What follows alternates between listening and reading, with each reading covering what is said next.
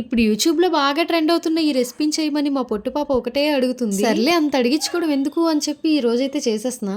గోధుమ పిండిని ఇలా చపాతీ ముద్దలాగా కలిపేసుకొని పక్కన పెట్టేసుకున్నా, నానుతుంది కదా అని చెప్పి. ఇంకా మామిడికాయలు ఏవైనా పండిని ఉన్నాయా అని చెక్ చేస్తున్నాను. ఈ 2 మామిడి పళ్ళు అయితే బాగా పండిని. మామిడి పళ్ళుని నీట్ గా క్లీన్ చేసేసి ఇలా క్యూబ్స్ లాగా కట్ చేసేసుకొని మిక్సీ జార్ లో వేసుకుంటున్నా. మామిడి పళ్ళు చాలా స్వీట్ గానే ఉన్నాయి, ఇలాగ మిక్సీ చేసేద్దాం అనుకున్నా. కానీ మా పొట్టు పాప వచ్చి వాళ్ళు పంచదార వేశారు, నువ్వు వేయాల్సిందే అని ఆర్డర్ చేసి వెళ్ళింది. సరేలే అని చెప్పి కొంచెం వేసేసి ఇంకా గ్రైండ్ చేసేసి పక్కకు తీసేసా. మీకు అర్థమైపోయిందా ఏంటి ఆ రెసిపీ అని చెప్పి. చిన్న చిన్న పూరీల్లా ఒత్తేసుకొని పూరీలన్నీ కూడా చేసేసాను. అసలుకే ఈ కాంబినేషన్ ఫస్ట్ టైం ట్రై చేస్తున్నాం, ఎందుకైనా మంచిది అని చెప్పి శనగపిండి చట్నీ కూడా చేశాను.